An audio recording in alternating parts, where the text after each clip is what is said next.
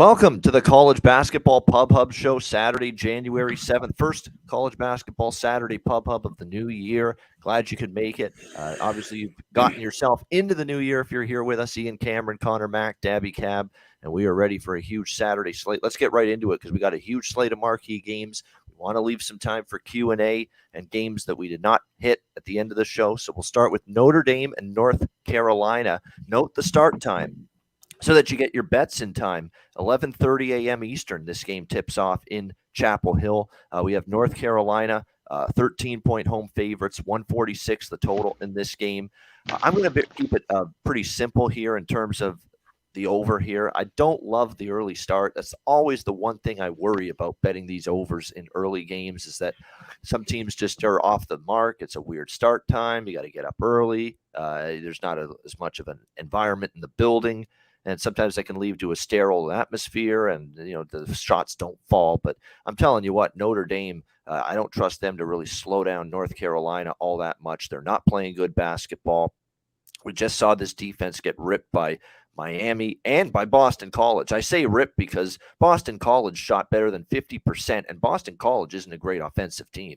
And they took it to Notre Dame. How are they going to handle North Carolina here on the road, a team that is accustomed to scoring 80-plus points in most of their games? 5 straight overs for North Carolina. I don't want to lay this many, but I'm going to look more toward the total. Last year, these teams played. We saw 78-73 and 101-59 in the last 2 head-to-head meetings. They sailed over the numbers. So that's what I'm looking at here, over 146. Conor, anything here? Notre Dame, UNC. Yeah, I don't know if I bet this one, but right now, I'm not going to still lay points with North Carolina, even how bad Notre Dame's playing right now. You got to think they can start shooting a little bit better because they've been awful the last couple of games. It can get ugly for them, especially when they rely on the three. You mentioned it. Notre Dame, to me, under team, a little bit slower. On the flip side, North Carolina to the over. So I'm just going to lay off the total. And I just think it's too many. I know they got one of those games last year that got blown out, but usually Notre Dame can hang around. I think they have a better shooting day because North Carolina doesn't have great defense. So I lean the points here. All right. What do you think here, Daby Cap? You're muted. Oh, shit. Starting off early. I only have to be on the same side as CMAC there. It's, Notre Dame, they're 0-3 right now in ACC play. They've lost 5 out of their last 6, and it's due to poor defense. One thing is, though, they have played some of these games close, like Florida State. They only lost by a point there. So they have kept small margins, but God, this team has just been awful right now. The last 3 games they've scored 65 or fewer points in 3 games in a row. So they're just not shooting well right now, which was pretty much their only strength early in the season. Armando Bacot for UNC is rolling also. He's had 21 points in 5 out of his last 6 games. He had 21 in Wednesday. So, their senior forward, Armando Bacot, has looked really good. North Carolina, as much as they're struggling, a lot of it is betting struggles because they are winners out of 5 of their last 6 games, and they don't give a shit if they cover the spread. They just want to win the basketball game, and they have won 5 out of their last 6. And then also Pittsburgh, their last road loss, the 76-74 loss, it's not looking as bad as we thought. Pittsburgh's a much better team than I thought they were. All that being said, 13 points is too much in a conference game for me. I would only be able to back the Irish. Real quick, North Carolina, that defense isn't very good against the 3. North Carolina, they got to shoot it well. They're 37% from 3. They got to hit them today. There should be some wide open ones today. Early. Yep. Exactly. Make your shots, especially the wide open ones. Nothing drives me nuts more than you get a wide open, clean look, and it's clank off the rim. It really bothers me. All right, next up, we've got Vanderbilt and Missouri. Missouri, 8-point home favorites, 147.5, 148 the total in this one. This is one of those games where I know Missouri is, they've really impressed. I mean, they're 12-2. I mean, they gave Arkansas, a very good Arkansas team, everything they could handle in their last game. They fell short 74-68. They've covered 4 in a row. They played some really good ball. Do we trust them now as bigger favorites is the question, because they spent so much of the season, especially in their bigger games, as short favorites and dogs. Now all of a sudden you got to say, can we lay 8 points here with the Missouri Tigers? And keep in mind, last year, these teams just played one time. Vanderbilt won by 8. I don't know. It feels like a few too many. Feel like this is a role that I've got to see it before I believe it with Missouri. As good as they've been, they're still a little shaky defensively. Laying 8 points is a different animal altogether going into this game. That being said, Vanderbilt now going on the road for this game. How will they fare? Their road track record so far, we've only seen them in a true road game twice, and they're 1-1 in those two games. The loss coming against VCU, and then early in the season at Temple, they escaped with a 2-point win. Missouri certainly has been lighting it up. The one thing that's consistent about Missouri is they've been pretty damn good offensively at home outside of the Kansas game. And Vanderbilt ain't going to offer up quite that same defensive level of resistance that obviously Kansas did in that game. So this is a tough one for me, but I would probably maybe look at Mizzou rather than the points, but the team total potentially that they could get over. But probably not a game I'm going to get involved with. What do you think here, Connor? Yeah, me too. I think this, though, is a decent spot. We'll see how Missouri, after the loss, was that to Arkansas where they lost by 6, but covered. I think they can bounce back here. I just still don't know what make of Vandy. I don't think they're very good. Obviously, they're kind of slow. They don't score a ton. They could hang around here. So I'm off as well. This total's come down, which has been, I don't know. Missouri's been pretty good to the over. I know the last game wasn't. So I'm going to be off that as well. All right, Cab, what do you think? You're on mute. Oh, you're muted. Motherfucker, today's the day. Vanderbilt's just real quick on some of their numbers. They're putting up 70.9 per game. They're shooting 43.3%, 33.5% from beyond the arc. They're led by their 7-foot senior, Robbins. I mean, this team, like C-Mac said, I don't know what to make of them. On the other side, Missouri, the Tigers, I mean, they've had a lot of tough competition, whether it's their loss to Kansas or Arkansas, which they, didn't play well against Kansas, but they did against Arkansas. They've got Kentucky, they've got Illinois, they've got UCF. I mean, this is a well-oiled team. They've been up against it, and Missouri's shown that they can play it. Missouri right now, they're giving up 74.6 points per game, but they're putting up 87.3. This team can score, and I don't think Vanderbilt's going to bring any kind of defense that Arkansas put on them. I think that this is a good bounce back spot for them. 9 points is a lot, but I would only look Missouri. All right, we've got next up Creighton and UConn. Great matchup in the Big East at noon Eastern. We've got UConn 6.5 point home favorites, 141 the total in this game. It's a great, interesting game to break down because you look at right now recent form, and the form edge has to go to Creighton, believe it or not, because since they've gotten Ryan Kalkbrenner back, they've won 3 straight, and they've covered 2 of those 3, beating Butler, DePaul, and Seton Hall. The problem is those were all on the road, all at home, I should say. Now can you go on the road? The last time we saw them on the road, they got beaten by 11 at Marquette. And this really does feel like for UConn, a big-time circle the wagons, bounce-back mode type of situation for them. I mean, I think people have forgotten already that how good this team played, and they're ready all of a sudden to just write them off after 2 losses. 2 losses on the road to excellent Big East teams. Xavier's a good team. Providence is a very good team. So I don't really penalize UConn too heavily. I think this is probably their spot to bounce back. I'm going to lay it here with UConn, 6.5. I think they get the better of Creighton. Creighton, I know, has played a little bit better lately. They've all been at home. Butler's decent but not great. DePaul stinks. Seton Hall has kind of struggled early in the season. This is a big step up for Creighton. I think UConn comes out with a point to prove today. So I like the Huskies here as a moderate favorite here, 6.5. What do you think here, Connor?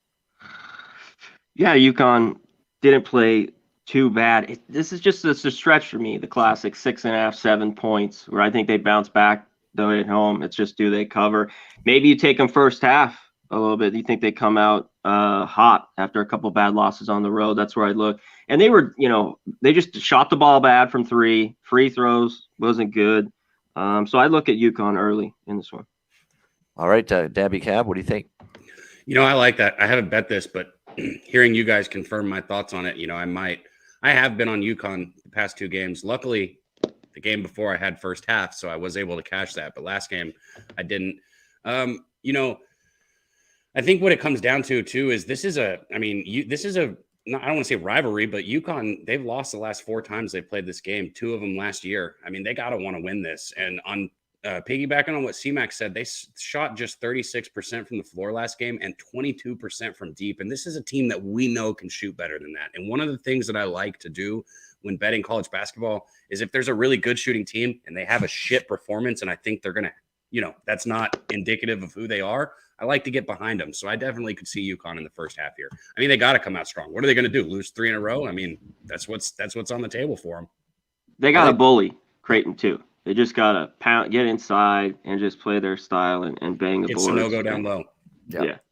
Yeah, because I think even for as good as Kalkbrenner is, he's still got a little bit of a size and strength advantage in that area. So should have the upper hand with that matchup here, which could be all the difference in the world. You neutralize Creighton's big guy. And again, I don't know if their guard play has been nearly as consistent as we've seen it in the past. But UConn for me in this one, the under, I think, too. I think it might be a little bit lower scoring here, early start. And I think UConn defensively kind of picked apart there the last game, especially by Providence and Xavier for that matter, maybe looking to shore things up at that end of the floor here in this one. All right, next up, we've got, as we continue along here, it is Davidson and VCU.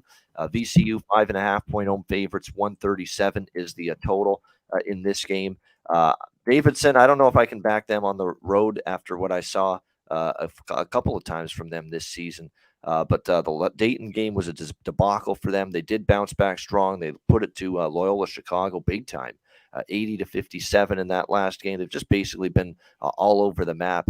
VCU's coming off a loss at Duquesne. I was on Duquesne, actually, in that game. But they're back home. They played well here on their home floors. They normally do. You look at the matchup here, Davidson and VCU. Both games last year were pretty close. So that's the one concern you have. VCU with a 2-point win. Davidson with a 2-point win. So we had tight matchups between these two teams last season. That being said, I think we've seen more vulnerability out of Davidson, particularly away from home at times. And when you look at this particular matchup, the VCU defense superior a little bit to that of Davidson's. Davidson is probably a little bit better offensively than VCU, but the VCU defense does have the better statistical numbers than Davidson. So I don't know if I'll lay 5.5 just based on how close the two meetings were last year, but I definitely would only look at the Rams here as home favorites. Conor? Just pass here. I don't want anything with this basketball game. I don't want to lay 5.5 with VCU. I just don't want Davidson. And Davidson plays them tough. It might cover this number. I just don't want it. And when they get together, I'd lean a little bit under. This is kind of just not moved. It's moved up a point, actually, the total. So I'm off. All right, Cab. I'm in the same boat. I lean Davidson with the points here. This is a tough cap here. VCU is giving up 64.5 points on per game on 41.4% shooting, holding opponents to 33.9 from the field. Their turnover ratio is terrible, though. They've got a 0.76 turnover ratio, which is good for 319th in the nation. Not good. I feel like I'd look Davidson here, but with all the games we got, this isn't one that I'm betting. All right, St. John's, Providence, Big East. Providence 7-point home favorites, 153 the total in this game. People betting St. John's here, they obviously see this as maybe a little bit of a comeback down spot for Providence. Huge win against UConn, and maybe they just don't have that same intensity focus here for a St. John's team that's been kind of erratic up and down. I get it. It's not a great spot for Providence. It's the biggest win of the season for them. They packed the place. It was a great performance, both ends of the floor, beating the Huskies 73-61. It might be a letdown spot, but I'm not betting St. John's on the road. I'm just not doing that. I'm done doing that. I've been burned too many times doing that. At Iowa State, they lose by 11, Villanova by 15, Seton Hall by 22. Those are the 3 true road games we've seen out of St. John's this year. So you can bet St. John's in the spot and the letdown spot with Providence all you want. I ain't doing it. Pass for me. Maybe the over, just because I think Providence will score at will. St. John's is not a great defensive team, especially on the road. If I'm not mistaken, too, all 3 St. John's road games have gone. Actually, the last one went over the total with Seton Hall. The Villanova game and the Iowa State game stayed under, but they still gave up far too many points. So still lean over. I ain't fading Providence solely because of a letdown spot, not with St. John's pathetic track record on the road. What do you think here, Conor? Yeah, I don't want St. John's. the flip side, Bynum's out. That's going to hurt them. Maybe not now, but I still think Providence probably wins here. St. John defensively is just not getting done. Curbelo out here for this one for them. I'd only lay it with Providence. I haven't bet it, but that's where I look. And I lean over, but I'm not going to mess with the total. Yeah, this is just an easy pass for me. Like you can bet, I'd bet Providence before I bet St. John's in this game if I had to, but it's not the greatest spot. But I don't trust St. John's. So if I had to, I'd lay the points in this game. But the value spot with Providence was earlier this week. That was the time to take them, plus 5.5 against UConn. It was a beautiful bet, beautiful spot.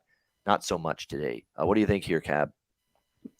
Yeah, I mean, so both of these teams, when we look at them, both of them can put up points. Both of them can move. Both offenses are in the top 50 in the nation in scoring.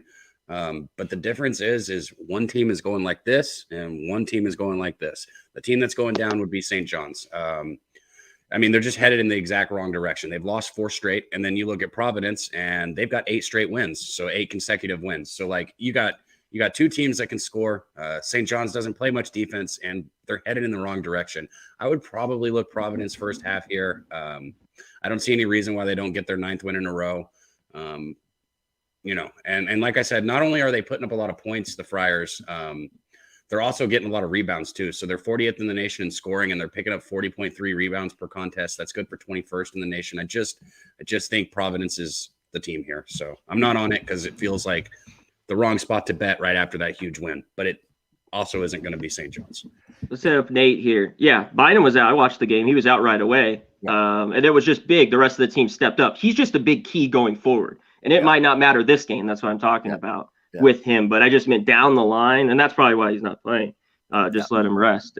He needs to be in there. But if he would be out for a stretch, it could hurt him. Yeah, it's pretty much them saying we can beat St. John's without him, pretty much. But you're right. Later on in the Big East season, when you're playing, some of the other better teams in the conference, it could matter, his presence. All right, Texas, Oklahoma State. Texas 3.5-point road favorites, 140 the total in this game. I mean, I don't know if it was so much everything that was going on with Chris Beard off the court, or if it was just that all-time embarrassment by Texas to give up 116 points to Kansas State in their last game. But either way, it was enough to make a coaching change, which people were saying should have happened weeks ago. Beard is out, and now people say bounce back for Texas. This whole saga with Beard's out, history now. They've moved on. Now the kids can refocus on playing basketball, and I think that's part of the reason why we're seeing Texas getting the money here. Bounce back spot. The coaching change has been made. Every first game with a coaching change, even in college, sometimes that angle works. So I wouldn't be stepping in front of Texas today. I definitely think this could be a Texas. And look, Texas is a better basketball team than Oklahoma State. It's just that at times they have not played like it. I don't think it's helped that they've had the Beard situation hanging over their heads. When you look at the matchup here, Texas, they have played Oklahoma State pretty well. 2 of the last 3 they've won. That being said, Oklahoma State has actually covered 5 of the last 6, and the 2 victories by Texas, both of them were at home, and both of them were only by 5 points. So I'm going to pump the brakes on laying 3.5, but I can understand why the betting markets like Texas. I lean to the Longhorns. I just don't like it after the line move. What do you think here, Conor? I don't want Texas. I mean, no way. After that performance, Beard's out. Maybe it's like a relief, but not right now. I mean, I like how Oklahoma State's been playing. Close loss to Kansas. They won against West Virginia. They're gritty. They always seem to play Texas tough.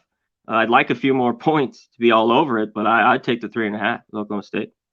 There's definitely truth to that. There's Oklahoma State. You look at their numbers on the defensive end, excellent. 6th in the country field goal percentage defense, 17th three-point percentage defense. Excellent defensive team. Not going to be a cakewalk here for Texas. And by the way, Christian Bishop, one of their key reserves, back injury questionable for this game.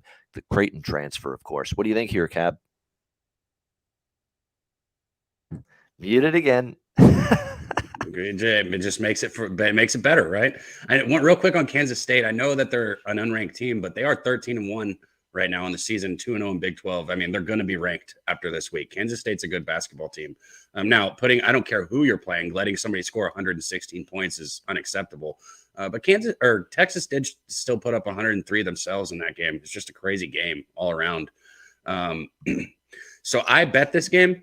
I bet it last night on the live stream, and I know some of you guys in the chat got it with me. I got 1.5. So I got Texas at 1.5, which is a different line than 3.5. It's completely different. I've had a few people ask me if they think they should buy it down to 2. I don't know, because like C-Mac's saying, you keep adding points, you get up to 4.5, 5.5.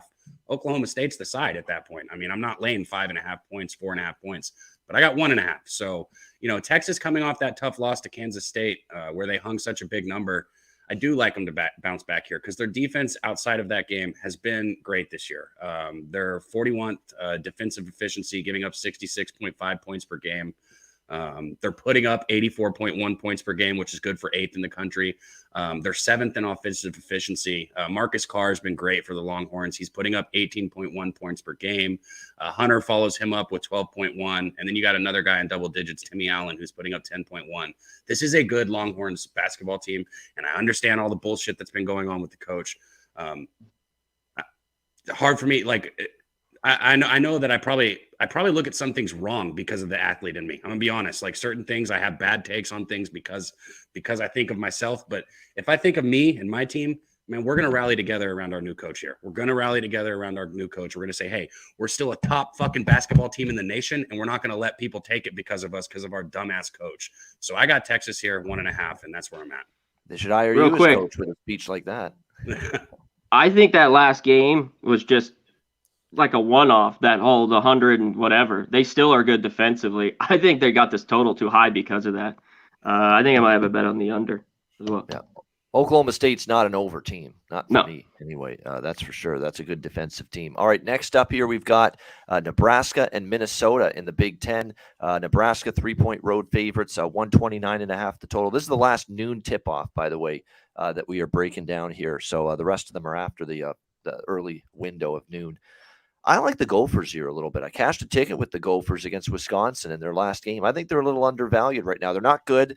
They're going to be maybe the worst team in the Big Ten. They haven't won a conference game yet, but they're not going to have a better chance to win one than right here, because as bad as Minnesota is, Nebraska's not much better. This is going to be a team that's down near the bottom of the Big Ten too. Nebraska's off a road beatdown at the hands of Michigan State. They got crushed by Kansas State on the road. I mean, they've lost their last 2 road games by double digits, and now they're road favorites. No, thank you. And the one thing we're seeing from Minnesota is they're digging in on the defensive end of the floor. They've played pretty well under Ben Johnson at that end of the floor the last few games. Dawson Garcia, pretty capable scorer. They don't have a lot of around him. Sometimes he has to carry it himself. But I think Minnesota's improving. Like, their defense is solid. Their offense is still very shaky. They don't shoot threes very well. They're a horrible free throw shooting team. I don't like that. But I'll be willing to look. But Nebraska's not much better shooting free throws. I mean, Minnesota 59%. That's terrible. But Nebraska's only 63%. So it's not like it's a huge difference here. But I like the Gophers here. Home underdogs. They've won 2 straight hosting Nebraska in recent past. It's just you're talking about a bad road team. 1-4 straight up, 1-4 against the spread as road favorites. And you're seeing Minnesota showing signs of life. They nearly beat Wisconsin. They were 1 shot away from forcing overtime in that game. They're definitely improving, this Minnesota team, at least a little bit. And I don't know if the betting markets have caught on to it enough. I don't think they've caught on to it, making Nebraska a road favorite in this game. I would have had this a pick 'em, not Nebraska -3. Give me Minnesota here +3 as a home dog. What do you think here, C-Mac? Yeah, sidewise, I'd lean a little bit to Minnesota. You're right. If they're going to get one, this is one here. But I think it's right at 130, 129.5. This is under. Unless these teams get red hot shooting, they're horrible offensively. I mean, just pathetic. All in the 300s, like you mentioned. So this to me is just a dead under. First half you could go, or just full game, split it, whatever, under. Yeah, and I didn't see this coming with Nebraska, but it's obviously been playing out that way. They've been an under machine. They've gone under now in 6 of the last 7 games. They've big time slowed down their pace. They are walking the ball up the court. Their defense has gotten better, and it's been the perfect combination for a ton of unders, because this team was usually no defense and fly up and down the court in years past. It's not been that way this year for Freddie Hoiberg and his Nebraska team. So the result has been they've been just cashing unders left and right. So I would not argue with an underlook in this game. What do you think here, Cab? I mean, I don't see how you look anywhere else. I mean, you look at their numbers. Cornhuskers 67.3 points per game. That's 298th in the nation. Just not good. On the other side, Minnesota, they're 345th in the nation, putting up 63.2 points per game. I mean, I think you really touched on it. What did Nebraska do to earn to be a favorite by this much on the road? They're 1-4 on the road this season. And I think these teams are pretty much evenly matched. So I would only take the points here. Forget about not so much this year. We've seen road teams do well in Big Ten this year more than last year, but last year especially, the home teams were dominating in the Big Ten.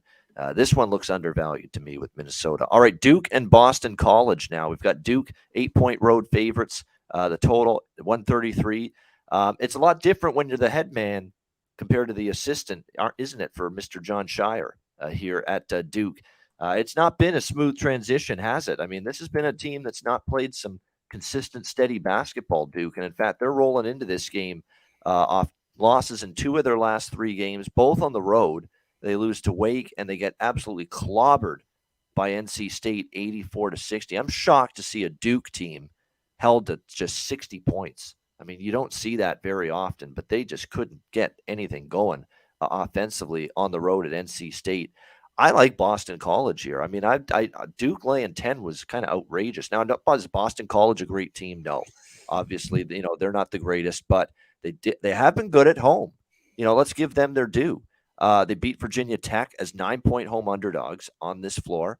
They beat Notre Dame as 2.5-point home underdogs, 70-63. The road has been ugly for them, no question about it. They get destroyed by Nebraska, destroyed by Syracuse, destroyed by Duke earlier this year back in December at Cameron Indoor. But now Duke's got to come to BC, to Chestnut Hill here, and a team that's been miserable on the road.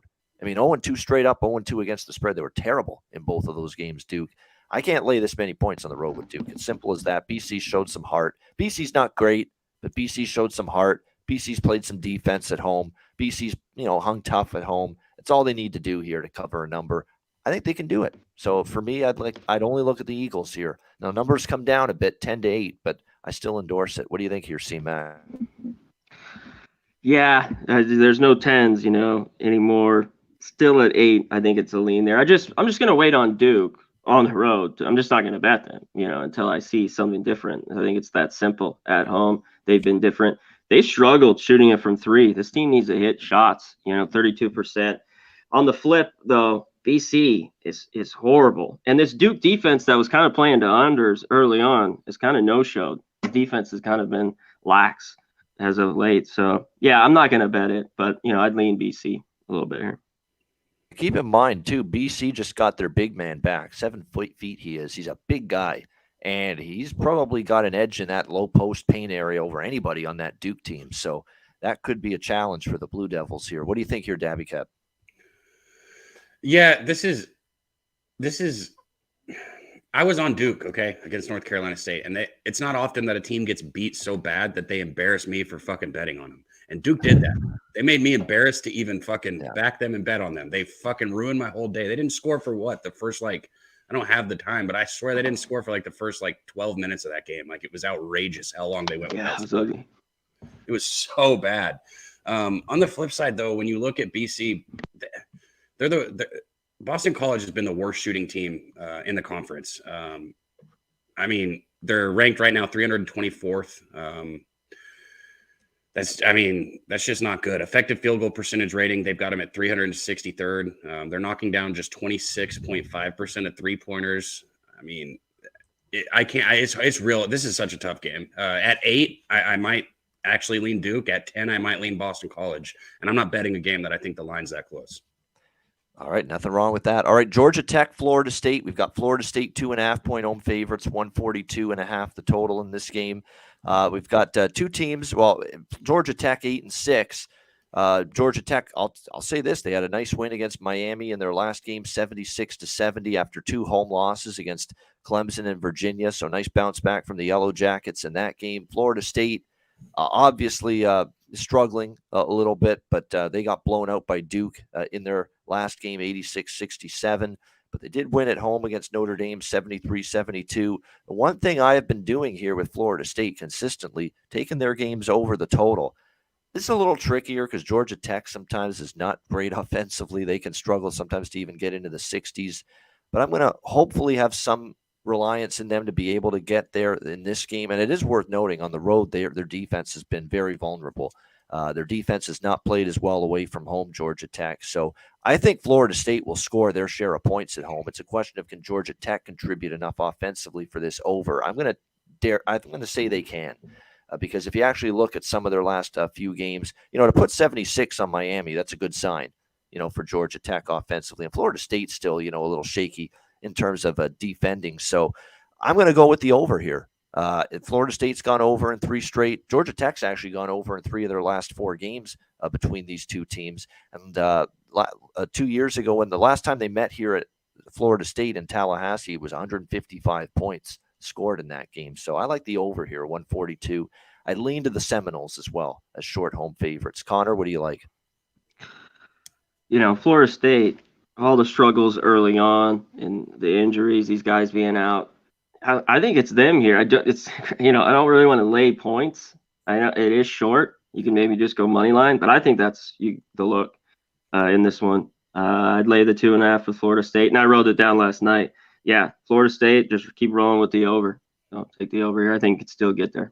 Yeah, exactly. I agree too. What do you think here, Cab?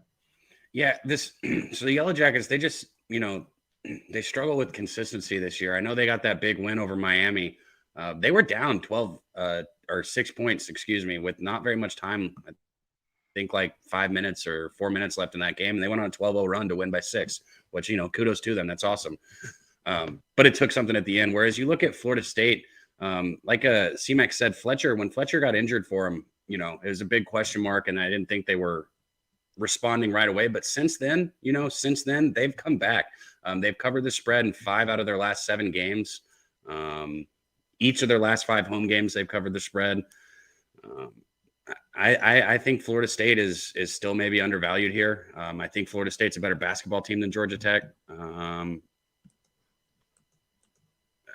Georgia Tech's only covered 2 of their last 6 games also. I think it could be a letdown after beating Miami because that's huge for them. They're not getting back into the mix. I'd look Florida State here if I was betting this one. Yeah, I agree. I'm with you. Definitely Florida State if I were to bet this one from a side perspective. All right, Kentucky, Alabama. This should be interesting here. Alabama, 6-point home favorites with the total 140. Total's dropping. This was 152. It's being hammered down as we speak. 149. I'm seeing it now 148, 147. It's down to 146. Like it is right now at this very moment being crushed, the under. Damn, at what point do I take the over since I'm live for this game? Yeah, I know. Well, certainly the value is going to shift the other way. I'm trying to figure out why. Is there some kind of late injury that we don't know or what? But it's a 1 p.m. Eastern tip. This is the live bet stream game with Cab later on at 12:45 p.m. Eastern. So make sure that you tune in to that live bet stream later on. Kentucky's gone over in 4 straight games. They're scoring, and they're not exactly locking things down defensively to the level that we usually see. So I'm definitely not in a hurry to bet an under with Kentucky. Alabama, we know, was going to fly up and down the court. Now, their games don't always go over because their totals are high. But we're talking, now in the 140s with where this total's dropping. And last year, these teams played, they played once in Alabama. It was extremely low scoring, and the shooting was just awful.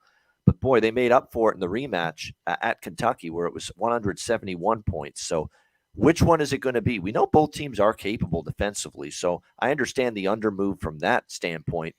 But at the same time, I think Alabama has improved their three-point shooting a little bit this year. They're still averaging 83 points per game. Like I said, Kentucky's defensive numbers aren't spectacular compared to years past, but offensively, they're 56th in points per game, 57th in field goal percentage shooting, and 13th in the country in three-point percentage. So they're actually a little bit better offensively than defensively. I might jump on the over at the lowest number I can find right before tip-off. Now that this thing's been pummeled down to 147 now in most spots, it's a 5-point move toward the under here in this game. As far as the side goes, I'll tell you what, we have only one piece of evidence of Kentucky on the road, and it was getting just absolutely slaughtered by Missouri, 89-75. They couldn't stop anything defensively. I've got to see something better than that from Kentucky before I'm ready to take them on the road here as underdogs. I'd actually lean to the Crimson Tide in Alabama here. What do you think here, Conor? Yeah, I mean, if you're betting Kentucky, it's not off their form, especially this team can't cover any numbers. So for me, until they do something, and like you mentioned, the couple games on the road, they just got blown apart, especially early. I haven't bet it, but I'd look Alabama here. I think they can cover, and I'd look for them first half. I think they can get the job done. Yeah, this might be a good first half number. And we've seen that. The first half bets are worth a look because there's been a lot of cases this year where the team I like good in the first half and then they kind of let the team back into it. That happened to me with Army versus Lehigh. I think it was earlier this week. My Army was destroying them by halftime. And then they actually, Lehigh came all the way back and nearly won the game. So the first half look sometimes isn't always a bad one. What do you think here, Cab? I think I can definitely endorse first halves if anybody was wondering about that. No doubt. First half king right here. Yeah, there you go. Man, this Kentucky team, their losses this year, they've already got losses against Gonzaga, UCLA, Missouri. They did beat Michigan State, but that was like an underhanded Michigan State team.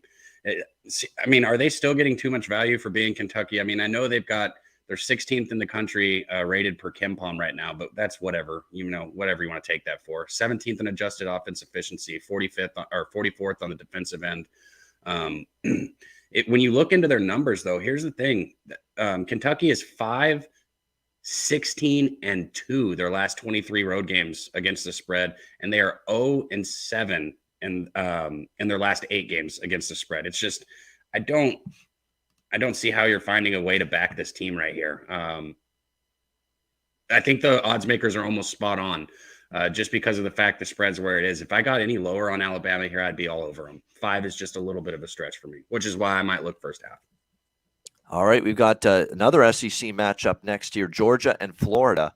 It is Florida 8.5-point home favorites, 138 the total in this game.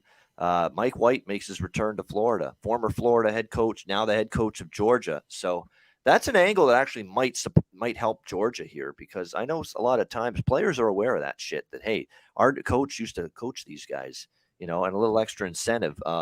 And look, as much as I want to take Florida here, they're not in good form. They're not in the kind of form I love laying 8.5 with. But at the same time, this does feel kind of like a Florida spot. They've lost 3 in a row, including the A&M loss at home, circle the wagons. Meanwhile, Georgia's off a big home win against Auburn, and now they got to go on the road. This feels like Florida spot all the way.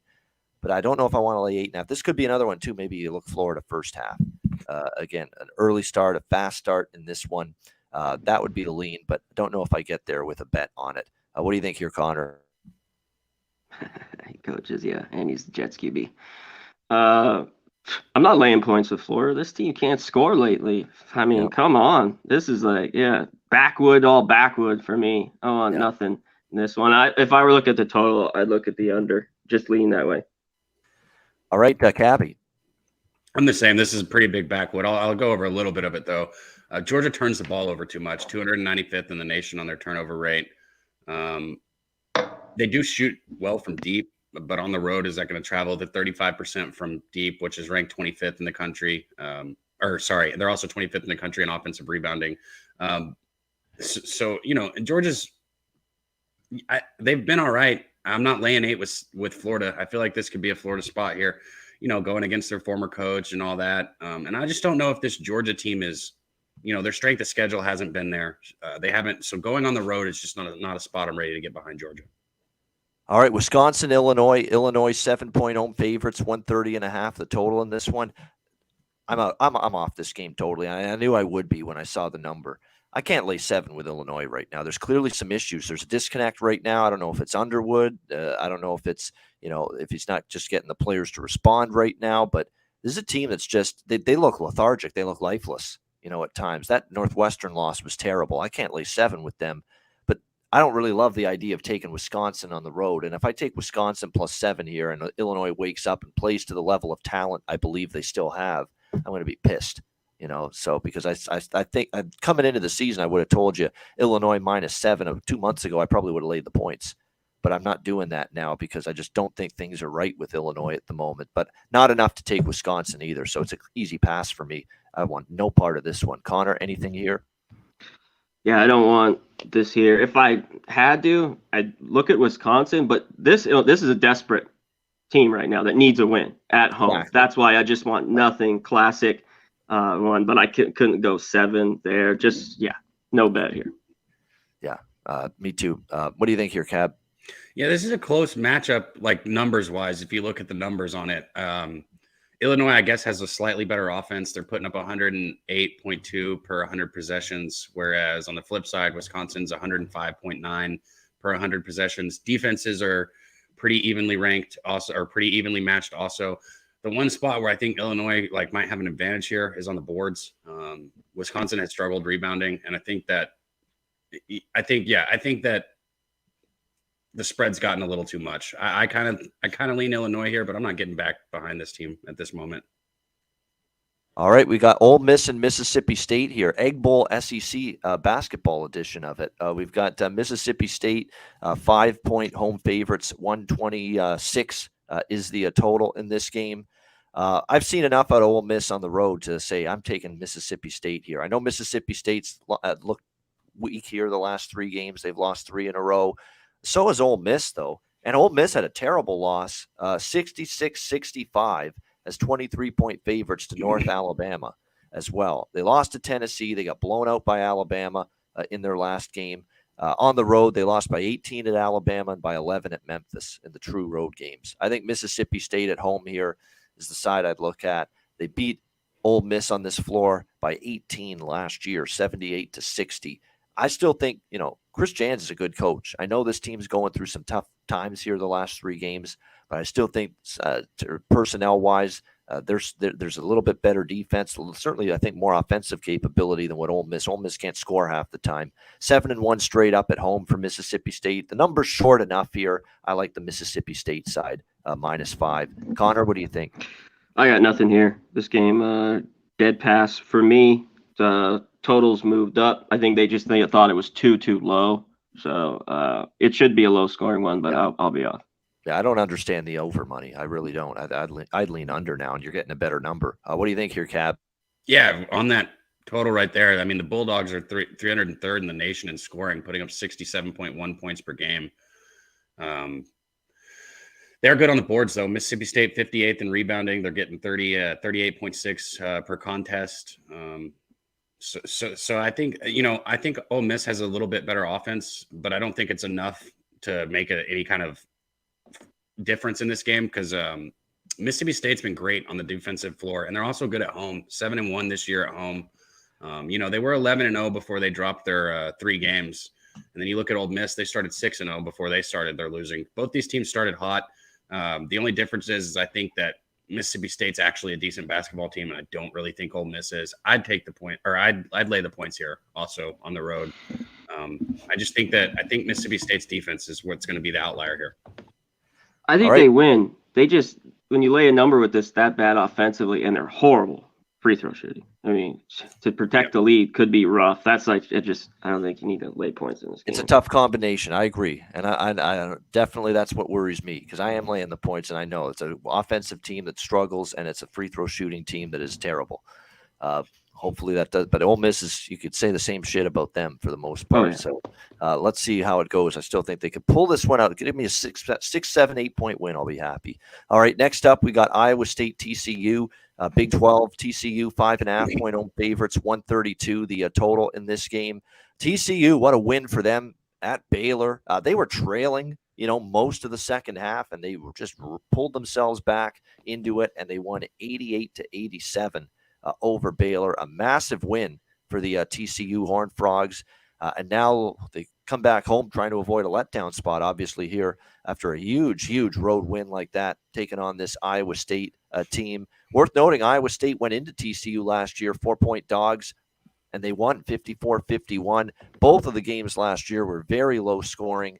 And I think we might get the same here, yet they're betting this thing over in the 132 range here in this one. Well, Iowa State's pretty damn good defensively. Keep that in mind. They're coming off a 63-60 road win at Oklahoma. We'll see if they can keep this going here. I actually like the Clones a little bit here, plus 5.5. They're a very good defensive team. It's hard to gain separation from them. And when you look at TCU, they're pretty good defensively as well. Don't get me wrong, but I think definitely Iowa State factor into TCU off a huge win against Baylor. Do they bring that same intensity? It was a close game last year at home between these two. I think 5.5. I think is worth a look here on the Cyclones and the Iowa State side. What do you think here, C-Mac? Yeah, there's a ton of games this morning where the totals are going up. It's kind of baffling for me. Both these teams are very, very good. The one thing with Iowa State, it's drove me nuts for even last year and this year. Sometimes they show up on the road and sometimes they get blown out. Yeah. And I'm worried that could happen here. I'd like to take the points with them, but I'm not going to bet this one. I'm just off. All right, Cab. This one was tough for me because I was so close to taking it off. This is one of those ones where I went off of my gut more so than the numbers. I took TCU and I laid the points here with them. Right now, TCU, I mean, both these teams are extremely hot. TCU is one of the hottest teams in the country. And I really like watching Mike Miles Jr. play. His last 3 games, he's had over 21. Last game, he accumulated 33 in the victory. He's a leader on the court that I really enjoy watching play. Right now, the Horned Frogs, after that first loss early in the year, I feel like they've been underrated. I feel like this is an extremely good team. The Cyclones, they've been great on defense. They're limiting opponents to 89.2 points, 100 possessions. That's good for 9th in the country. But TCU also, they're doing good too. They're holding opponents to 91.4 points per game, points per 100 possessions. And the Cyclones, what they do is they thrive from deep, and I think TCU is going to be able to close out. And I think on the road, CMAC even said it, sometimes on the road, this Iowa State team goes cold. I think we're going to see a drop in their shooting percentage here, and I think TCU wins this one. So I took TCU in the points. All right, liking TCU here. All right, next up, we've got Michigan and Michigan State, Big Ten in-state battle here. Michigan State 3.5-point home favorites, 138 the total in this game. Definitely, Michigan has struggled with consistency one game to the next this year. They've been all over the map. They have a brutal loss to Central Michigan, but they bounce back strong at home and win and cover against Maryland and Penn State. Now they go on the road here to take on this Michigan State team. You look at the Spartans. Granted, they've won 5 in a row, including a road win at Penn State. But Brown, Oakland, Buffalo's not nearly as good this year. Nebraska, it's been a light schedule here for Michigan State in recent games. Whereas Michigan, they played North Carolina, they've played Maryland, although Maryland's struggling now. Maryland started off hot, still a very solid team, and beat them pretty handily. Penn State, when I just look at the history as well with these 2 teams, when you look at it, they've Michigan, they've split basically the last 4. Michigan's won 2. Michigan State has won 2 as well.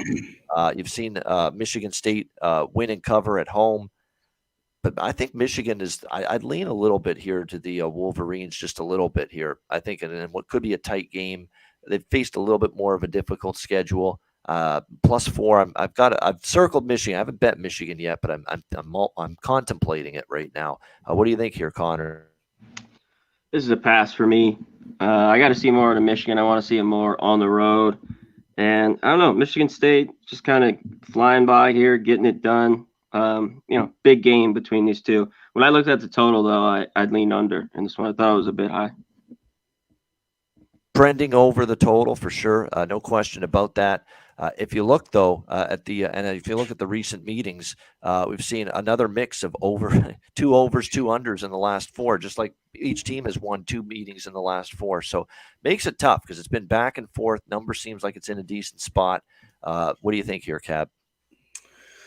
Michigan's a tough team to cap because I don't know what Michigan team's going to take the court. One thing for Michigan State here is Hall's been back. He came back December 30th. He's only played 2 games and his minutes have been limited, but he's still been efficient since he's been back, and that's important for them. One of the discrepancies in this game is going to be the backcourt for Michigan State with Hogar and Walker. The juniors, they're both juniors. They're averaging 25.8 points and 9.7 assists per game.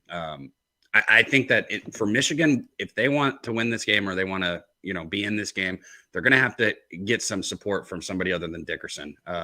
He's great in certain situations, but I worry about the backcourt of Michigan State being too much for Michigan here in this game. Yeah, home team's covered, in these 2, the last, 8 or 9 meetings against the number. That's what makes this game tough. They have, but at the same time, Michigan State, as someone in the chat says, yeah, I prefer taking points with them than laying points. So, like I say, it's a tricky game, but I do lean Michigan here, +4. All right, next up, as we continue along, Tennessee, South Carolina in the SEC. We've got Tennessee laying a huge number here on the road in this game, 16.5. The total right now, 127.5 across the board in this game.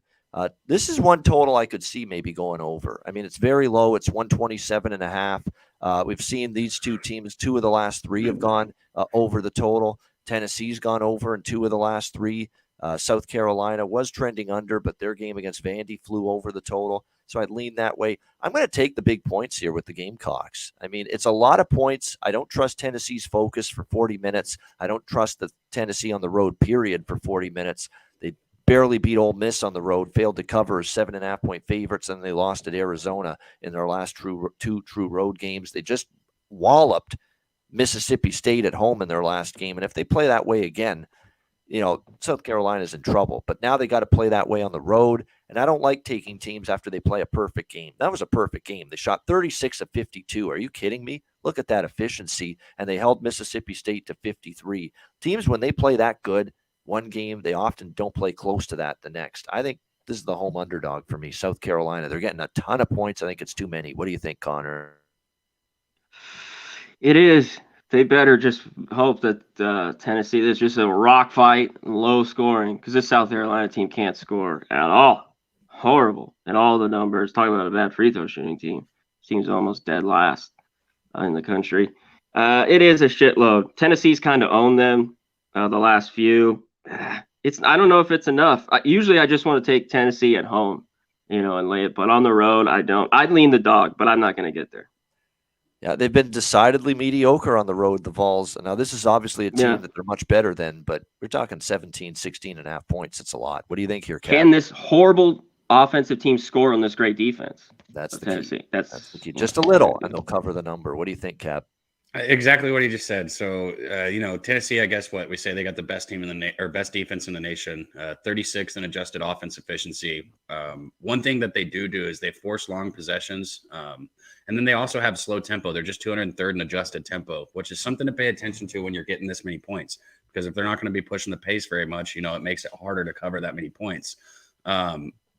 South Carolina right now, they've covered 6 of their last 7 spreads, which is wonderful. That's all we care about as gamblers. We don't care about the win. We just need the ATS win. I think this is too many points also. And when you look at South Carolina, one thing that we haven't touched on, they've got a freshman, Jackson, inside in the paint. He's 6'9". This dude's a future NBA player. He's very good. Enjoy watching him if you haven't. But is he enough, right? 17.5 just seems like too many points. I think South Carolina can probably cover that number also. And one last thing, too, on Tennessee's 2 road games. I think you touched on it.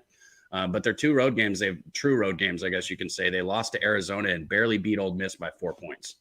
Yeah, definitely. That's exactly why I think maybe South Carolina can hang around. We're talking a lot of points, and Tennessee a little shaky with that road track record. Clemson, Pitt. How about Pittsburgh getting some respect finally? It's about damn time. Pittsburgh, 3-point home favorites, 142. Look, do I love Pittsburgh laying points as much as I've liked them, pretty much taking points all these games? Probably not, but how do I not ride Pitt again? And that's exactly what I'm doing here. Clemson on the road is terrible, by the way. For all as good as they are at home, Clemson has not been necessarily so good on the road, at least in years past. Actually, this year we'll cut them some slack. They did beat Virginia Tech on the road their last game, and Georgia Tech before that. So they have played better on the road this year. I don't know, in years past under Brownell, they've been a horrible road team. They have won and covered 4 straight, but I've been on Pittsburgh every game during this incredible 10-game ATS streak, 9-1 straight up during that span. I'm not jumping off the train until I lose. So it's Pitt for me. I'll go Pitt money line instead. Instead of the 2.5, 3, I'll go with the money line -145 with Pitt instead. What do you think here, Conor? I think, if you get the 2.5, I was telling Cab this last night. That was a big second half for Clemson. I don't know how much I buy it. And traditionally, they're just not good on the road. I just think at home here, the only thing is, like you said, this team's been a dog. Now they lay points. It isn't a lot. So if you're a little bit scared, like you mentioned, go money line. But I think they win and cover here today. All right, Cab. They're shooting it well, this team. Yep. Excellent. Yeah, excellent. Much better offensively than they've been at any point in years past. What do you think here, Cab? So I agree with both of you guys, but just to give contrarian, trends and numbers, Clemson's 9-1 their last 10 against Pitt, but that would take that for what it's worth. This is a different Pitt team right now than they were. Also, Clemson, it's early in the season, but they can take possession of the conference with this win, which is, I'm laughing because it's laughable to me because I don't think Clemson's that great. I don't think they're a bad basketball team, but I don't think they're that good. They've got big guys in the paint, but I think Pittsburgh's going to be able to. I think Pitt's going to keep up with that. And like you said, who wants to get in front of a team that's rolling like the Panthers are right now? 10 of their last 11 games they've won, 8 of their last 9 home games they've won. Offensively, they've been good. They're even better at home offensively, 76 points per game. They've been moving the ball well. They're getting boards. Pittsburgh or nothing for me. That's where I'm at with this. And Pitt's been good defensively too. Yeah. So, yeah. They're the better defensive team in this matchup. Right. I think that could be the difference. It is. Clemson does have good size. I agree. Like I say, Clemson's playing well. 4 wins and 4 covers in a row. But again, they needed a big rally in that last game on the road. You got to come out better than that to start a road game today, or else I'll dare them to win back-to-back road games against 2 good teams, Virginia Tech and Pitt. Yeah, definitely. All right, Xavier and Villanova. We've still got a lot of games, so I'm going to really try to keep my analysis brief here with the rest of these games. Villanova 1.5 point. Yeah, 1.5 point home favorites, 146 the total in this game. I don't want to go against Xavier, but man, this does feel like Villanova here. Short number at home. It's a pass for me. Really tough game. I'd lean Villanova, but I don't want to step in front of Xavier. They've got it cooking. I'll give Sean Miller credit. His team's playing great right now. What do you think here, Conor? Xavier getting a little love here too. This number's, tightened a bit. They can score, this team, and but I do like Nova at home, especially if they shoot it well. And I always talk about if they have a lead, they can put it away from the free throw line. Number 1 in the country, whatever it is, 84-85%. So I lean Nova here, but in the end, I don't think I bet it. Worth noting, Villanova had to play during the week this week, middle of the week. Xavier's been off since last week. A full week of prep for Sean Miller for this game, this big game against Villanova. Will that be an edge for Xavier? That might be factored into the line as well. What do you think here, Cab? This is one of those things. It's like, is Xavier playing? Have they been playing, at the top of their ability? And I know this sounds weird, but that's not somewhere where I want to get. I don't want to get behind somebody when they're playing at the peak of their potential. I like to get behind somebody like you did with Pittsburgh when you think they're building towards that peak of their potential. One thing with Xavier, though, they are 6th in the nation in scoring. They're putting up 83.8 points per game, 4th in shooting percentage, which is great. They're knocking down field goals at a 50.8% rate, which is just outstanding. And they've got 4 players averaging double figures, which I love. I love it when you've got teams that have multiple people that can spread the ball around. On defense, they're allowing 79.3 points per game. This is a tough one, man. I think the line tells us all we need to know. The fact that Xavier is the underdog here, it's like they want us to bet Xavier. I'm off this game. All right, next up, we continue along here. Washington State, Arizona. Arizona here laying a pretty sizable number in this one. The total currently in this 150.5 range. Arizona 11.5 point home favorites. I definitely might look at an Arizona first half full game split. I know they barely beat Washington. It wasn't their best game, but a lot of times you get Arizona kind of not playing their best. They play their best the next game. They don't usually play 2 mediocre clunker games in a row. And I'm not saying like they lost. They won. They did win against Washington. It just wasn't their best game. I could see this being a rout. Washington State hasn't shown me enough on the road, really. 0-4 straight up, 0-4 against the spread. For this Washington State Cougars game team on the road. So maybe a first half full game split potentially here for me with Zona. What do you think here, Kat? Yeah, I'd only be on Arizona. Anybody knows that I've been with them. It's just too many points for me. Washington State, they lost that overtime game against Utah. They covered against UCLA. They beat USC by 10 points. So I'm not a big fan of this Washington State team, but it's like they decide to flip a switch every once in a while and play. So but then we'll look. Arizona's 9-0 at home. They're one of the best offensive squads. They're putting up 87.5 points per game, which is good for third. That's outstanding. They're giving up 72.4 points per game. So they do give up some points, but part of that has to do with how fast they're going to push the tempo, how much Arizona pushes the pace of the game. So that's why a lot of why they give up. Yeah, I'd only look at the Arizona here. I'm not, Washington State for me is a team to fade in the right spot. I don't know if this is exactly like a spot that jumps off the board at me to fade them, but yeah.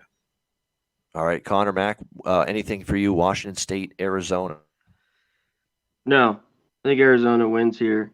I haven't looked it up, but maybe look their team total in this one. I think they bounce back pretty big here. I don't like Washington State away from home from Pullman. So, yeah, lean Arizona.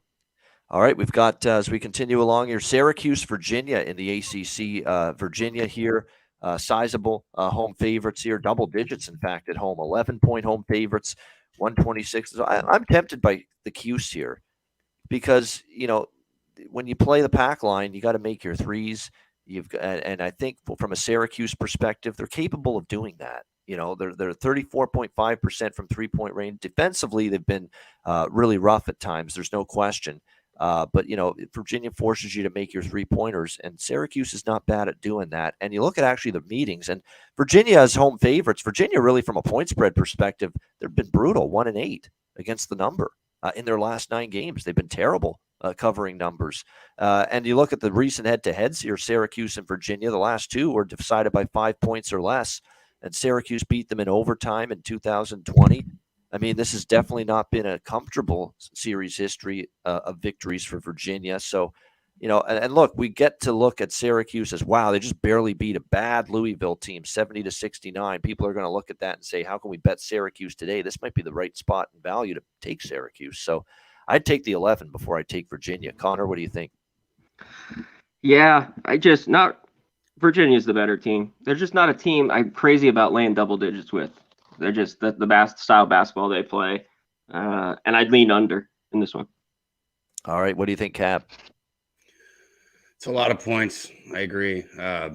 Syracuse has been playing well defensively. They're giving up 69.1 points per game. They gave up just 69 in their last game. They're averaging 75.2 points per game, putting up 70 in their last one. Syracuse does well shooting. All right. Only 40.7% of their field goals. But they are hitting 43.8% of three-pointers, which is kind of a mind twist right there.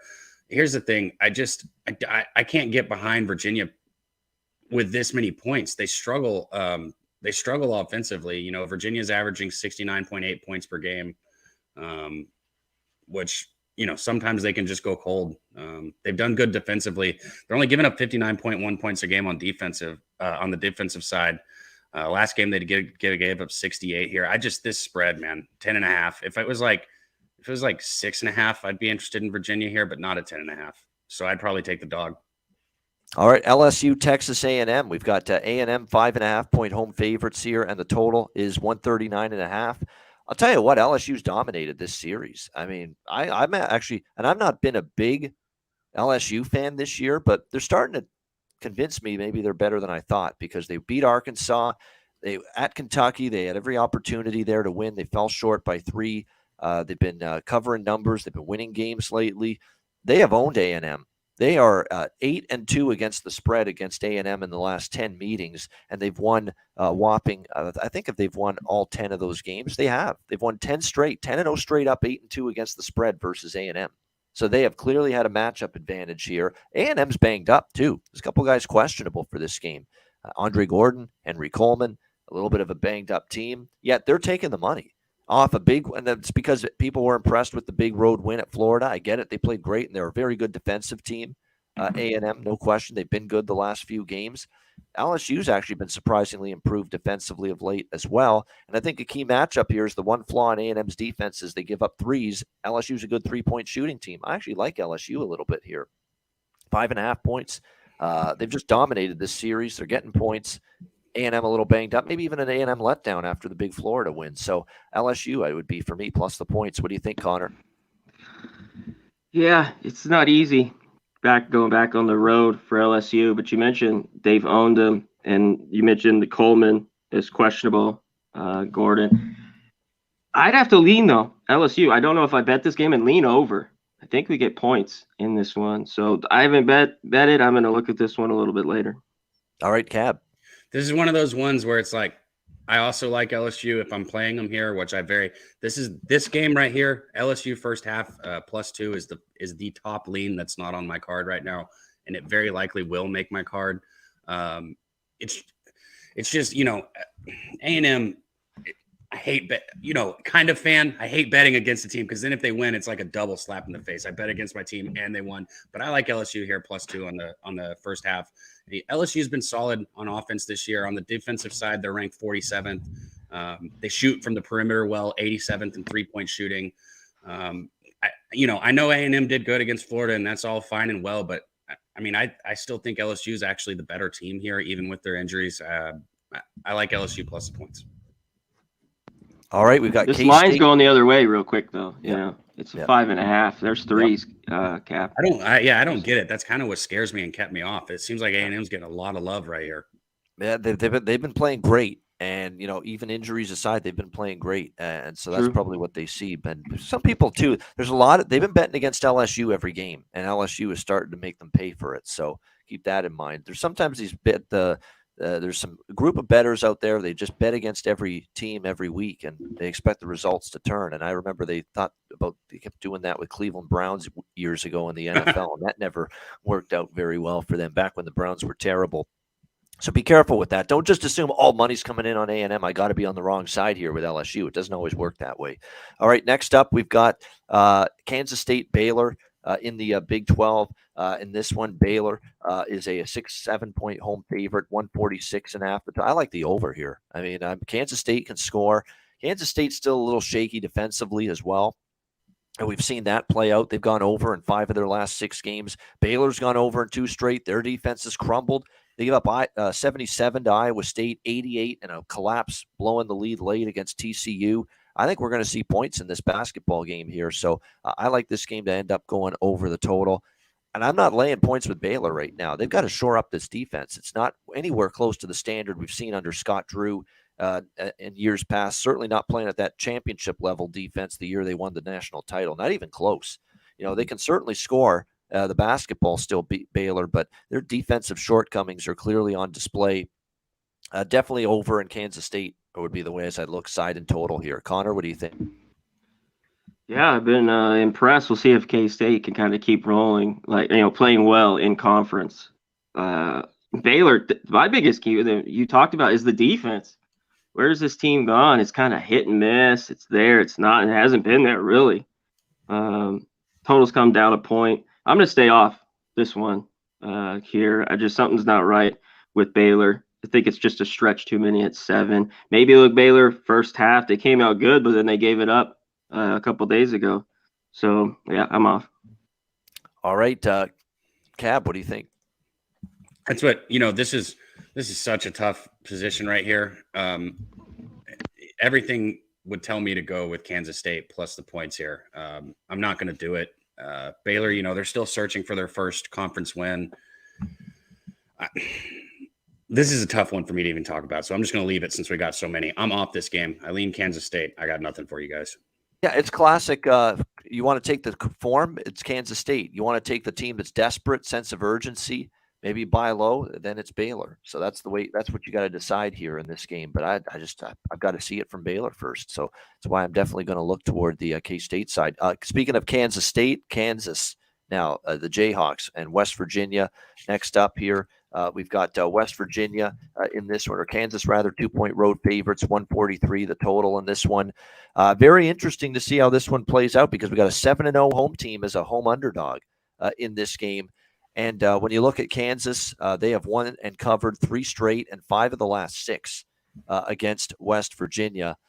And they did prove against Texas Tech and Missouri, for that matter, they can win on the road. They can play well on the road. So there's so many instances of teams where we've talked about on this card, they just in the true road games, they haven't done well. Kansas is one of those teams they have done well in the true road games. They're probably still a little bit better personnel-wise than West Virginia, so I'd lean to the Jayhawks, but it's not something I'm going to be betting. What do you think here, Conor? Yeah, I've mentioned it. I want to see more of West Virginia. I don't think they're that great. I think Kansas is the better team. They just got to go. Not an easy place to go in there and win, but basically all they do is got to go there and win. So I'm off here. Maybe lean Kansas. All right. What do you think here, Cab? I'm all over it. This is one of those spots for me. I got Kansas first half. I got Kansas full game. We've been here before on Saturday morning. We're here again. Both these programs have been doing great. I'm not trying to take anything away from West Virginia, but CMAC said it. You want to break it down to a simple form? I know Kansas is a better basketball team, and I got a half a point in the first half. I got -1 full game. I know that's moved. Some people got it with me live last night, so I'm glad that we were able to do that. This is just one of those situations where I think West Virginia is feeding off of. I don't think West Virginia is as good as we want to think. I don't on offense. This team struggles. In Kansas, I think Kansas is one of the top 5 teams in the country. So if you're giving me a point on a spread, I don't care if it's on the road. I don't give a shit where it is. I'm going to take Kansas. I'm all over Kansas here. All right, Mike in Kansas here for Cab in this one. Oregon, Utah in the Pac-12. Next up here, we've got Utah in this one currently 5-point home favorites, 137.5 the total in this game. I'm on Utah here. I'm not overthinking it. Oregon, is not going to play, I think, their best basketball till February, March, like normal under Dana Altman.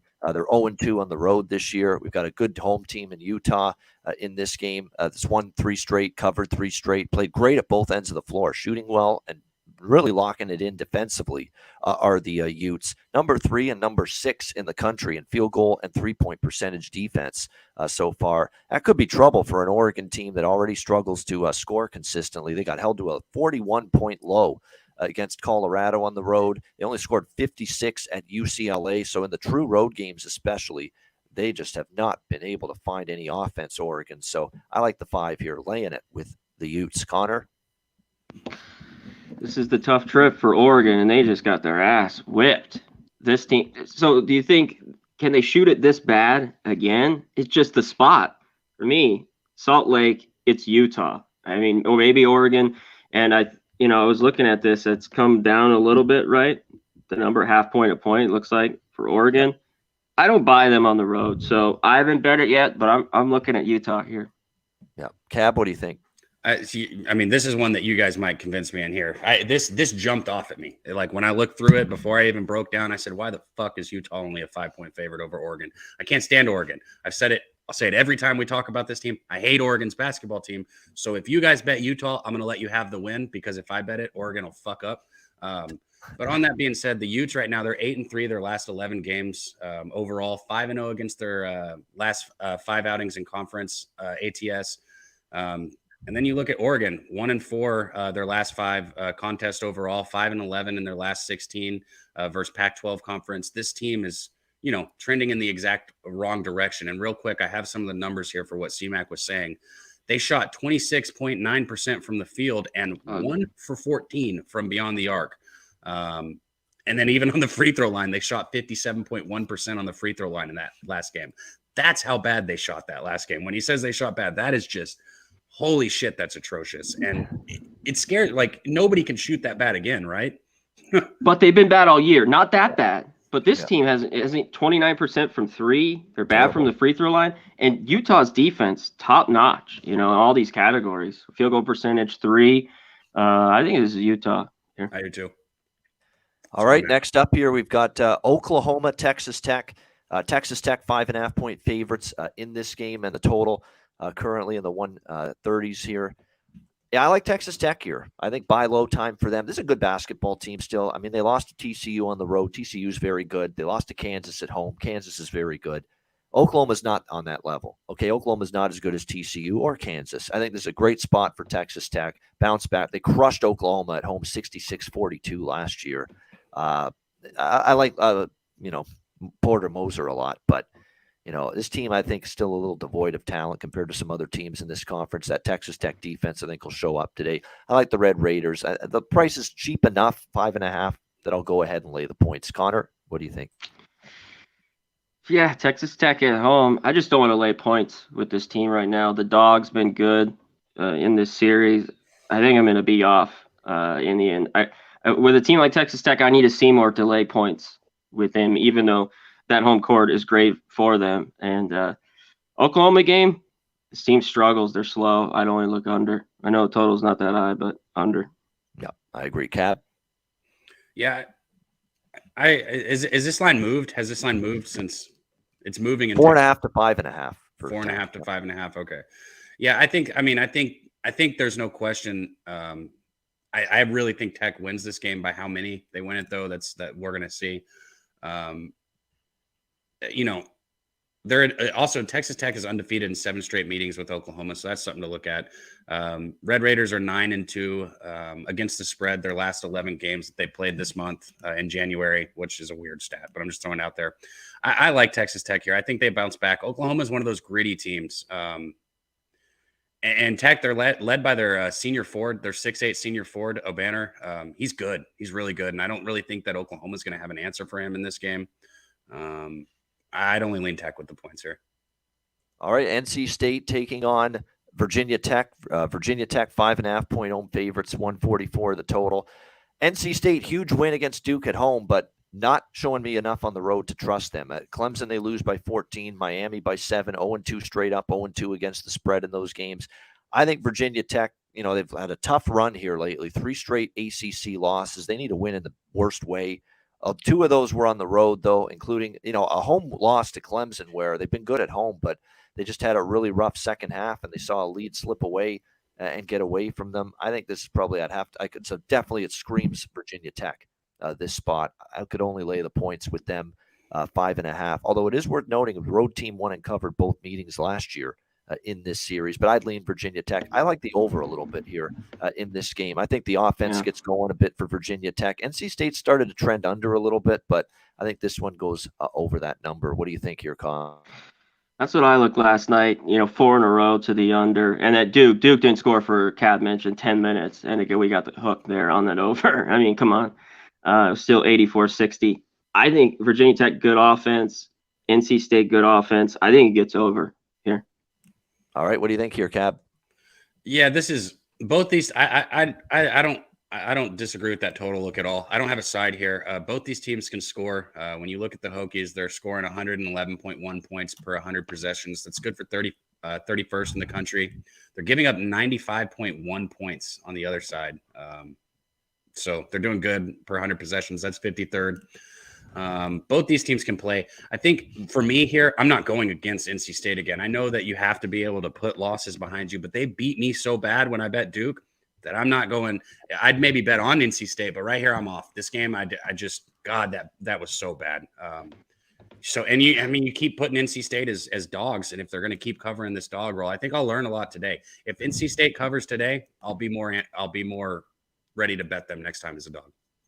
Yeah, no question. All right, BYU, San Diego. We've got San Diego or BYU 4.5-point road favorites, 5-point road favorites, 148.5. BYU off a road loss to Loyola Marymount. I was on the Lions in that game. Now they go on the road once again here against San Diego.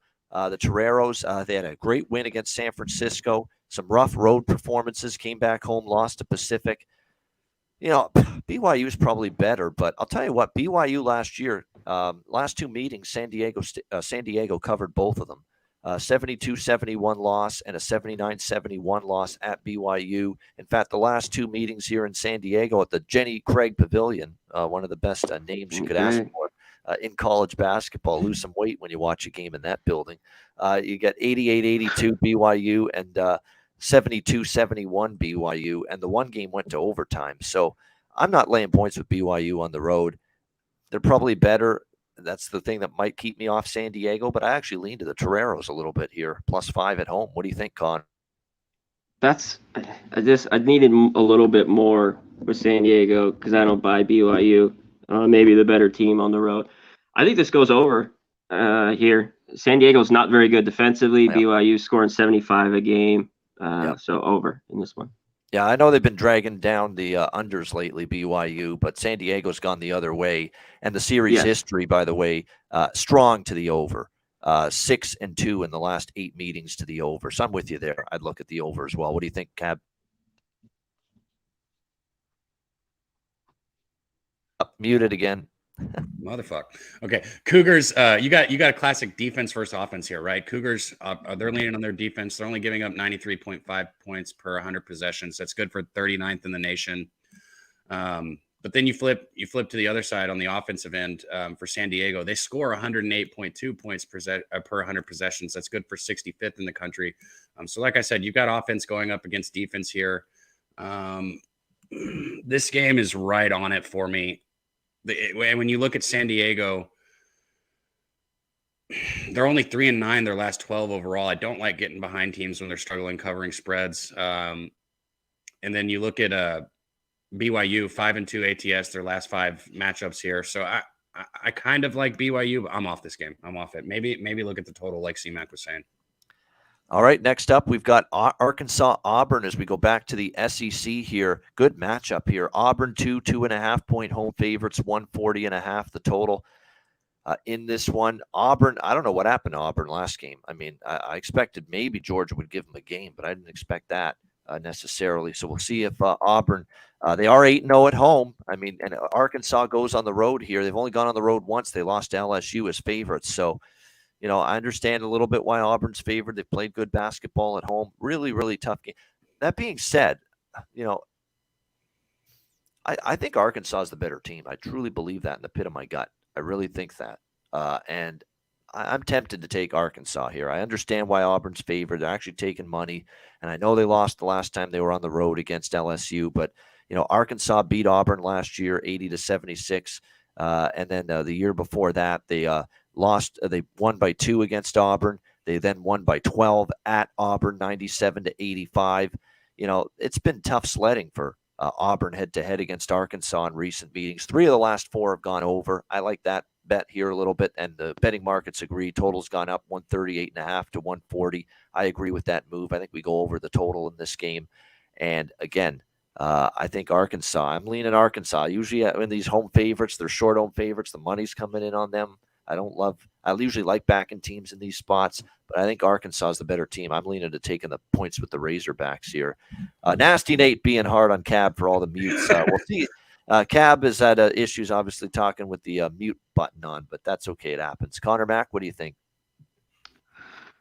I don't know. Arkansas on the road here. With a few guys out. Smith is out. I think it's key, too. That hurts them. So I lean Auburn in this one. I'm going to wait on this game. I haven't bet it yet, but that's where I'm looking in this one. And I don't love Auburn in the short number. Maybe even go money line or first half.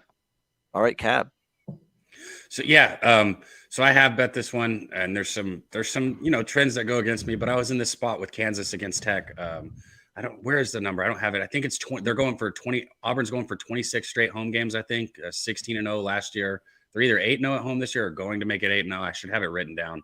But Arkansas ranked 44th in the country in scoring offense. They're not a strong team from beyond the arc. This is going to be, both teams are going to be defensive. They're going to be crashing the glass a lot here. When you look at Auburn, they rank just 333rd beyond the arc also. So they struggle from deep, but they're just absolutely aggressive on the glass. 23rd in the country in total rebound. Strong on defense, ranked 36 in scoring defense in the nation. All this being said, I'm with you. And this is where I like to make my bets. Ian, I think that Arkansas is a better team, even with these injuries, which have been key. I think Arkansas is a better team with the depth, and I got Arkansas plus a half a point in the first half of this game. All right, next up, we've only got a few games left, just 4. Butler and Seton Hall in the Big East. We've got Seton Hall 4.5-point home favorites, 131.5 the total in this game. This is just one of those games where I think it's going to be very defensive-minded, low-scoring. Both teams can go through their droughts offensively. I'd lean underdog because I don't trust either team to pull away and win by margin. So in this case, Butler's the dog. I lean Butler. I'd lean the under. Don't love the game, but if I were to bet it, I'd look at the dog at the under. What do you think here, Con? For me, we got to be quick. Just the under. I don't really feel like laying even these points with Seton Hall right now. All right. What do you think here, Cab? Yeah, I'll be quick on it too. I'm not going to lay it with Seton Hall. I would look Butler here. They're playing good on defense, only giving up 64.7 points a game. Butler's only putting up 71.1 points a game too, so they're struggling there. But I'd look Butler here. I'm off this game, so I won't go too deep into it. All right, UNLV, New Mexico in the Mountain West here. New Mexico, 5.5-point home favorites, 149.5 the total in this game. It's been a terrific season so far for the Lobos. They've gotten off to a terrific start overall at 14-1, a perfect 10-0 this year at the Pit in Albuquerque. They'll look to further that great home record. And they've been really good at home, not just winning, but covering lately, too. They beat Iona and covered. They destroyed Colorado State in their only home conference game so far, 88-69. UNLV starting to go backward. That's not a good sign here after a great start. They've lost 2 in a row. The San Jose State loss was not good. Losing to San Diego State, it is what it is. The Aztecs usually do beat the Rebels. They did so again, 76-67. But again, this team's starting to struggle. Their offense is kind of labored, and their defense, which was so strong early in the season, now they're seeing them give up 70s, mid to high 70s repeatedly. So not that same defense for UNLV. I ain't stepping in front of New Mexico at home. Simple as that. I guess I'd lean to them with the 5.5 laying the points. What do you think here, Connor? Yeah, bounce back here for New Mexico. Lay it with them. UNLV is going to be flat. They're giving up a ton, and I think it still can get over. Yeah. 149.5. Yeah, New Mexico games at home, I ain't betting them under. I agree. Lobos and over if I were to get involved, and I still might. What do you think here, Cat? Yeah, Lobos putting up 110.1 points per 100 possessions. That's good for 42nd in the nation. And they're only giving up 97.7 points. That's good for 90th. So they're good on both sides here. Their junior guard, Mashburn Jr., has been a lot of fun to watch play. He had 22 points in their last game. I think I'd lean New Mexico here also. I mean, if you look at trends, UNLV is 6-3 against the spread, last 9 overall, 7-2 in its previous 9 against New Mexico. So I guess there's that, but I don't really care about the 7-2. 6-3 last 9 is cool. But then you look on the Rebels. I mean, they've covered the spread in 4 of their last 5 road games here too. So I'm off this game. I'd only look New Mexico though. Real quick. Richie said, yeah, UNLV gets back home. The Pit here and the way New Mexico's been playing, I just think you lay it here in this game. When they get back home, they should be all right. UNLV's form has declined big time. No question about that. All right, we've got Oregon State, Colorado. Colorado 14-point home favorites, 136 the total in this game. You got to think Colorado not feeling good about what happened the last time here. They were, it was a couple games ago. They lost to Cal. They bounced back. They beat Oregon 68-41, big time in their last home game. Can they duplicate that here against Oregon State? They might, because Oregon State just went to Utah. They got bashed by 19 points. You look at head-to-head last year, Colorado won both games by 23 and by 26. This is probably a lay it or pass spot. I mean, I can't endorse the Beavers. They got destroyed by the Buffaloes. Buffaloes or nothing for me. Connor Mack? Yeah, they've been bad on the road. This team can't score. I'm not going to lay it with Colorado, even though I know they just whipped Oregon's ass. And these two teams, Oregon State under, Colorado more to the over. All right, Cab. 2 teams. Oregon, Colorado. I don't fucking like them. And we've been up here, for an hour and a half. So I'll just leave it at that. I don't like Colorado. I don't like Oregon. I don't got much to say about those 2 teams. All right, Gonzaga, Santa Clara. Last game on the marquee games. Gonzaga, 8.5-point road favorites, 159.5 the total in this game. You know what? This Santa Clara team has got something cooking here on their home floor. I mean, they've played some really good basketball here, and for the most part, I mean, the St. Mary's game, they easily could have beat St. Mary's. They lost by 3. They beat San Francisco here. They beat Boise State on this floor by 15. They ended up beating Cal as well, 71-62. So give Santa Clara credit, playing well. They beat Pepperdine, won and covered 89-79 in their last game on the road. Gonzaga, look, on the road against San Francisco, life and death. They escape 77-75 in that game. Santa Clara, to me, is the way I'd go, honestly. +9 in this one, getting the points with the Santa Clara Bronx. They've played some really good basketball lately, and I think they might be able to give Gonzaga, still shaky defense at times, some trouble. This is a good offensive team, Santa Clara. I'd lean over, and I'd lean home underdog here. In fact, I'll probably bet both of them. I like both. Santa Clara over the total. What do you think?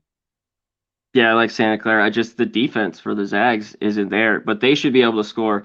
This is a high total. It still might get there, maybe. So, yeah, I like Santa Clara here.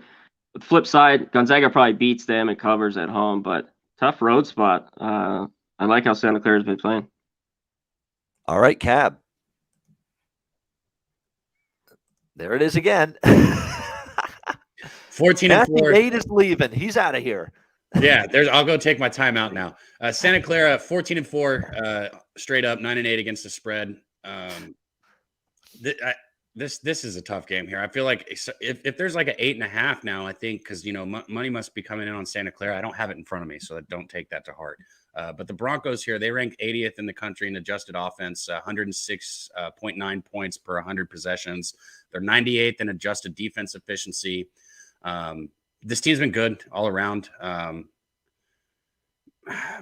My thing is here is just it's whenever it seems smart to bet against Gonzaga is where I feel like now's the time to take Gonzaga. I don't know how to even put into words what I'm trying to say, but now that it feels like the time to go against Gonzaga makes me think that we go with them. So I'm off this game. Yeah, if you think under 10's a steal, it might be. Yep. I don't like this team this year though. Defensive, you're right. Defensively, they've not been, terrific, and that's the big issue if you're going to lay this number on the road. You got to play defense. They haven't done that consistently. All right, we're going to hustle through this part. It's basically games we haven't talked about because we want to get to best bets and wrap this up in the next 5 to 10 minutes or so. I'm just going to go rapid fire. No analysis. I'm just going to rhyme off games that I've bet other than the games we talked about. Marquette, Georgetown over. Plus the points with William and Mary against Hofstra because Hofstra's struggling to cover numbers on the road lately. William and Mary there. I'm going to take a shot with ECU plus 15 at Memphis. I don't trust this, Memphis teams half the time covering these big numbers. So East Carolina plus 15 over the total with Tulane and Temple. Let's see what else here. Mining for units with UTEP plus 6.5. Wake Forest, Louisville. Small bet on Wake there, laying the 9. Coastal and Marshall over the total. Furman and East Tennessee State over the total. Hampton plus 6 against Northeastern. Western Kentucky UTSA over the total. St. Bonaventure plus 9 against St. Louis. They're starting to get things going a little bit, St. Bonnie, in recent games. So St. Bonnie plus 9 against St. Louis. Let's see what else we've got. Let me just see. I'm trying to filter out the games we haven't talked about. I'm back on Tarleton State here as in the preferred role, underdog, plus 9 against Sam Houston State. I'm on Duquesne plus 3 against Richmond. They've been good to me. I'm going to take a shot with them. Small road underdogs in that game. What else have we got? Citadel, Wofford. Citadel plus 9.5. I think it's just a few too many points there. And Portland St. Mary's, I'm taking a shot with Portland. I love that Portland team. I know St. Mary's is great defense and Portland's not so good defensively, but they're good offensively. So definitely leaning toward Portland there. I don't have much on the added board either. The added board I didn't do a whole lot with today. I do like Kennesaw and Queens over a little bit. Bellarmine plus the points against Jacksonville State. That's about it, though. Not a whole lot on the added board. I lean a little to Winthrop, too, plus 9 against Longwood. That's about it from the added board for me. So there you go. That's the games I've looked at that I bet that we haven't talked about. Anything for you, Conor? Any games you want to mention? Yeah, I'll rip through them. I bet some of these, and I got leans. Southern Illinois, Northern Iowa, under 127. Charlotte FAU, under 130.5. The Georgetown game you mentioned, over. ECU 15 you mentioned there. East Tennessee a little bit. I like plus 8. Same thing with Wyoming there. Sac State, Eastern Washington over 138. This one I bet it's tough. Harvard 9.5 last night. This is down to 7.5. I still think they cover. Back-to-back days. Yale struggling. I still think 7.5 you get there, but I took it last night when we were on the show, Cap. Northridge under 130. And Dartmouth Brown. I know the Dartmouth game with Yale went over. These teams are horrible. I can't believe this total's going up to 130 under City. All right. All right, Cab. Talk the rest. Your list of games might be shorter because I know you spend a lot of time mostly on the bigger games. Anything else you want to mention? Any other games? 2 that I kind of like. You said it, Wake Forest, first half, if I was going to bet them. Haven't bet it yet, might. And then also Utah State. They've been bet on for me here. I know Boise State's a good team, but, Utah State catching points, I think they could go take it on the road for Boise State. That's it. That's really the only 2 I got. I'm looking at Murray State, too, plus 10. I haven't bet that game. But Yeah, there we go. I kind of lean that way as well. All right, there we go. In terms of Q&A, guys, quickly, if there's anything other than that, we'll get to best bets. It's we got to try to hustle because we want to give Cab some time to get ready for the bet cast. But quickly, Stonehill -3.5 against Central Connecticut. I wouldn't be taking Central Connecticut there, Craig Wood. So I haven't bet the game, but I lean Stonehill with you. Hawaii total too low, but you're right. I could only look under there. They've been definitely trending that way. Seton Hall, we talked Butler. Again, a lot of the games that that you're asking about that we've talked about, we won't answer the question because we've already talked about them. You can always go to the archive and rewatch the show, rewind, and you'll see what we think. Fairly and LIU over. Oh, Long Island. I'll never say don't bet a LIU Brooklyn game over. And Fairleigh Dickinson, too, is kind of an over team. The problem is it's an early game, right? At 1 p.m. Eastern, it's a 153.5 total. But I wouldn't take an under with those two teams. And Okie State, Texas, Daniel, we talked about earlier in the show. All right, good stuff. Let's get to best bets right after we hear from Manscaped and Southtown 101. Hit that like button, by the way. 258 live viewers. Hit the like button. Best bets coming up.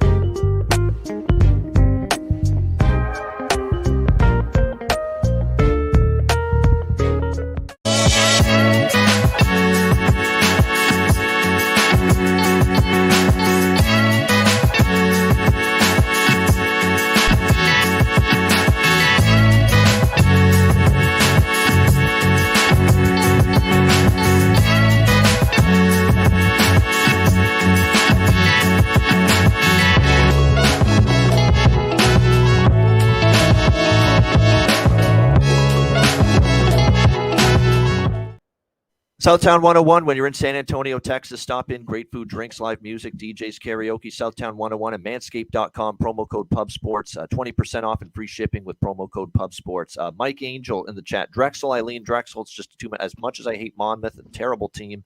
It's a lot of points to be laying with Drexel there, but I'd still lean Drexel there. Me too. The two favorites that were mentioned, by the way, briefly, Georgia Southern and Fordham. I like both. I might bet Georgia. I don't know if I'll bet Fordham, but I might bet Georgia Southern. They're starting to play better. They're only laying 2 there. Old Dominion, I don't trust them offensively or on the road. So Georgia Southern, money line is probably something I'll look to bet there in that game. And UNCW in terms of their game today, that would be Wilmington against North Carolina A&T. I think Wilmington's the better team. Not comfortable laying 5.5 on the road, though. So I agree. Definitely I see it with that one. All right, best bets here, guys, to wrap it up. Let's start with you, Conor Mack. What do you got for best bet? Yeah, these ones I locked in. Pitt, -2.5.